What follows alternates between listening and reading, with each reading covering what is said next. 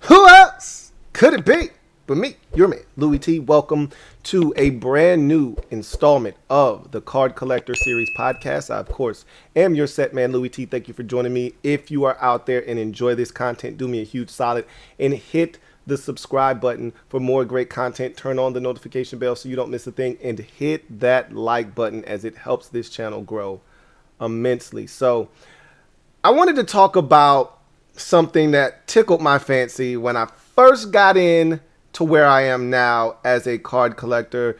When I got back into the space, remember, if you don't know the story, I collected cards as a kid. I had a great time doing it. We traded cards while I was at school.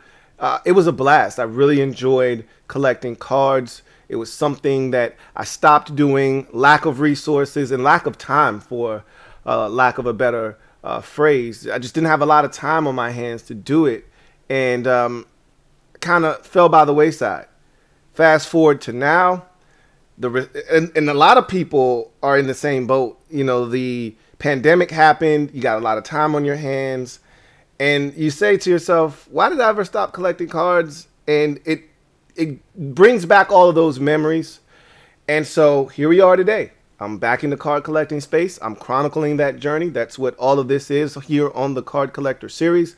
And this podcast, if you're new to the podcast, first and foremost, every Tuesday and Thursday uploads for the podcast. At the end of every episode, we either unbox something, usually going to be something with a limited amount of cards, or we rip open a pack. Usually it's a value pack. Today, we will rip open a pack of 2020 Optic cards. So we'll look at that a little bit later on in the show. If you're not interested in the topic that we're discussing, you just want to get to the cards being open, you can fast forward to the end of the show where I open this value pack. But with that said, I want to talk about how I started out when I got back in versus where I am now mentally, and how I approach, buying cards. So I call this buying random versus targeted buys. So when I first got back into the card collecting space, I was wide-eyed. I was a kid in a candy store.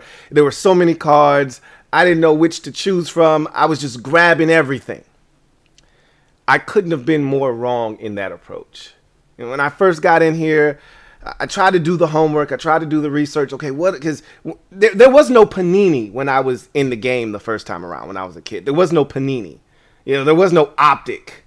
There were no Panini Prisms. Okay, it was Upper Deck. It was Topps. It was Skybox. It was Fleer Ultra. Like, those were the brands. Okay, so needless to say, I was in the dark when I got back in. What is a prism? Everything that shined and glittered was a refractor. What is a prism? What is that? Okay, like, all of these terms were new to me. Okay, what is a silver?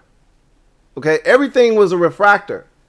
So had to learn the new terminology. Had to learn what cards were good cards, what were the upper echelon, upper tier cards, what were the bottom of the barrel cards. And so it was like relearning everything all over again. And when I got in, I was just grabbing everything. Let me get one of those. Let me get two of those. Let me get that. Let me get that. And then I looked up, and if you've watched past episodes of the podcast, I've explained to you that I am an impulsive buyer, but if you give me time, enough time, my critical thinking nature will kick in, and I will overthink something, and I will change my mind very quickly. So I'm one of those people, and I worked in retail before, so I can attest to this. They set things up at the register because they want to get you on impulse buys. You're checking out, you look over, you see a pack of gum. Yeah, I could use some gum. You grab a pack of gum, you put it on the conveyor belt, you pay for it. You don't have time to think. Do I really need this gum? Hey, I could use some batteries. They're right there as you're checking out. You throw them on the belt, you pay for them. You walk around the store long enough, you might think to yourself, oh, I do have some batteries, or I don't need these batteries. But they're impulse buys, so they want you to buy them as you're checking out, so you don't have time to think. So I'm one of those people that I'm impulse, right? But I know better. So I think before I purchase. So I get back into the game. And the first time I started buying cards for this card collector series, I started putting everything in the cart. And I'm shopping online, obviously. I would love it if I had a local card shop near me that was great, that I trusted, that I could go to and establish a relationship with. I don't have that here near me. So I have to buy everything offline. So I go online. One of the first sites I find, I start comparing, and comparable shopping in comparison with the other stores. And once I was done comparison shopping, I settled in on this one site. And I just started throwing stuff in the cart. And I look up, and my tab, you're not going to believe this, $13,000. I got sticker shock. I was like, whoa, what just happened? So and they didn't have, it's not like Amazon with this particular site where you can have stuff in your cart and you can keep it there, but you don't have to check out with it, at final checkout. If it's in your cart and you're checking out, you have to purchase that stuff or you got to put it back. So needless to say, I had to trim down that list of items that were in the cart significantly. But I still had a bunch of random cards in the cart when I was done. When that final tab came to be and I was ready to check out, the cards in the cart were random. And my collection, after I had gone through all of those cards, opened them up, it reflected that. There was no rhyme or reason. I didn't come out with as much big hits as I probably should have for the amount of money that I spent. And again, with cards, there are no guarantees in this thing. It's part of what we love about collecting cards. Or for me, I can't speak for you. I told you I love the hunt. So a lot of you are like, nah, I don't love that part about it. I want the guarantee. I want to see the card that I'm getting, and I want to make that purchase. For me, part of the thrill, the rush, the excitement is the unknown. Yeah, there's going to be disappointment. Yep, you're going to spend some money on a pack of cards that you expect a big hit out of, and you're not going to get the big hit that you were looking for. Happens all the time. But that's half of the battle, half of the reason why I'm back in the game. Is that excitement, that exhilarating feeling. I talked about it, that rush you get right before you open a pack and that rush you get when you finally get a big hit. You can't duplicate it.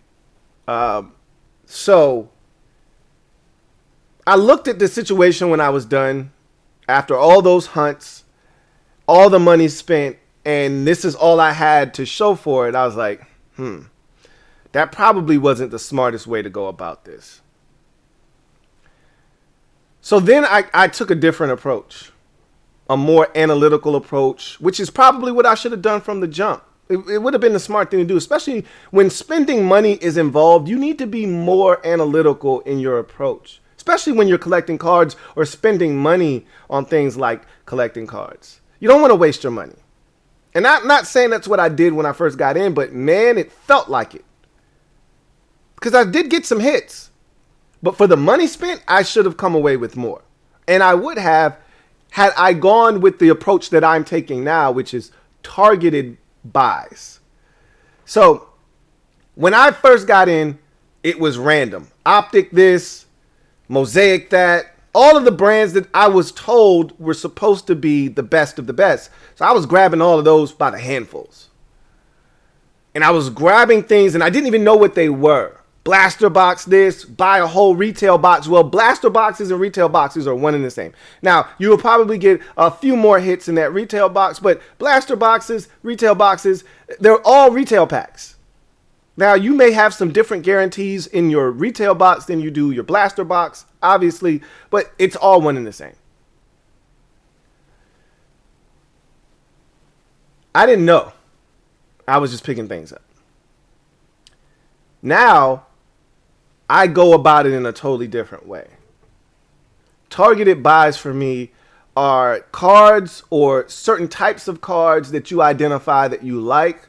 You like the way they look. You like the value that you're getting from the cards. The box may only have 10 cards in it, but it's $225. And if you pull the right type of card, not only will you make your $225 back, but you'll make that 5 times, tenfold, 5 times as much, and that's the kind of buys I'm looking for is, hey, yeah, I spent $200 on this pack of cards or this box of cards, but if I pull out the right card, I'm going to get my money back, then some. Sometimes a hobby box is the way to go. I love hobby boxes, but there are a lot of cards in hobby boxes a lot of times. I'm going to open a hobby box tomorrow, a Donruss NFL 2020 box, hobby box. It's got 188 cards in it, I think. 180 or 188 cards in it. It's a lot of cards. And of those 180, maybe 20 if you're lucky. 20 to 25 of them out of that box are going to be ones that are keepers that you really are excited about. The other 140, 135 of those cards, don't need them. And you got to sift through all of that in the hobby box. Whereas you get those targeted buys, 7 cards. Yeah, you're going to pay for it. It's not like getting a box that you pay $500 for and there's 200 cards in it. No, you may pay $500 for this, but there's only 7 cards in it. But those 7 cards, there's going to be 2 autographs in there. There's going to be 2 memos in there. There's going to be 2 parallels, and then there's going to be a base. So you're getting some heat. Now, what players? That's the beauty of it. Who's going to be the autograph? That's the beauty of it. You don't know, but at least it's a targeted buy. You know what you're getting in the box. With the hobby boxes, I just opened a hobby box yesterday. It was a good box. It was a NBA Elite from 2020. First time opening an Elite box. I liked it. Got a Zion Williamson die cut in there, among other things. That's a really pretty card. And so the box says you get 2 autographs per average. And you always have to look at the fine print per average. It's not guaranteed to get 2 autos. But you see 2 autos, you think, okay, I'm going to get 2 autos. And most of the time you do. I got 1 auto out of that box. It happens. You buy a targeted box, you're getting 2 autos. You're guaranteed 2 autographs in that box. It's not as random. That's kind of where I am right now. More on the targeted buys. The boxes with 7 cards, 10 cards in it, 5 cards in it. Yeah, gonna cost a little bit. And if you're talking about per card, price per card, no, it's not going to equal out the hobby box. And there are certain things you can only get in hobby boxes. However, I find myself having more hits. I find myself being more satisfied with these targeted buys than just buying up random stuff or buying a bunch of hobby boxes and just hoping for the best. So I know it's kind of like talking out of both sides of my mouth because I don't like the auction, which, again, I still don't know what I'm getting. It's not like I'm buying, specific cards and I see what I'm buying. This is more intimate. I like to say that it's more intimate when you have a targeted buy where it's 7 cards. It's not 180, it's just 7. It's more intimate. It's quick, it's to the point. And generally speaking, if we're talking about cards that are worth something, the worth of a card, the ones that you're going to find that are going to fetch the most back aren't usually going to be found in a hobby box. Again, there are exceptions to the rule. But the big time cards that are going to fetch you thousands upon thousands, if not millions of dollars, they're not going to be found in a hobby box more likely than not. More likely than not, those are going to be found in some kind of targeted buy. An immaculate box. A National Treasures box. Okay? You're going to find it in a Spectra box or a Select box. And that's got a little bit more cards in it. But it's going to be something like that. that's going to net you the kind of results, the dividends that you're looking for. If you're just looking to have fun, collect, you want to keep it within a certain price range and budget, then those targeted buys are probably not for you. But if you're looking to hit it big, more likely than not, that's where you're going to have to go. And I figured that out too late. I spent a lot of money before I figured that out. I could have spent my money a lot more wiser had I known that from the jump. So I'm just giving you a little bit of knowledge. So hopefully you don't have to go through some of the same pitfalls that I went through when I got back into the game. So there you have it. So now let's get to the card opening portion of the show. And like I said at the top, we're going to be opening a 2020 pack of Optic. So a rack pack, or excuse me, a value pack. So we're going to pop the top on this puppy real quick. Hopefully there's a few hits in this thing for us to find. I still haven't hit it big with any of the young quarterbacks in the 2020 draft. Still haven't. It's crazy. I've been trying so hard, and it's like the harder I try, the more I squeeze, the further they get away from me. So let's go through these cards. We start out with a Lamar Jackson.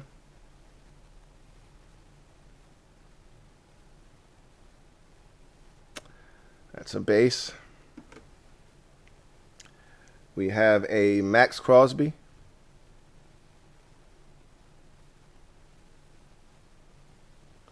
That's a base.